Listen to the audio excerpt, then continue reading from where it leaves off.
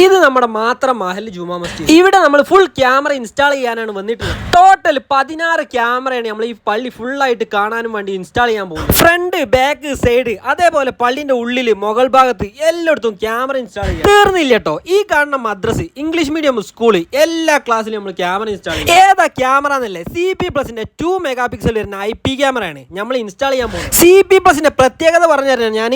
First, നല്ല അടിപൊളി ക്ലാരിറ്റിയാണ്.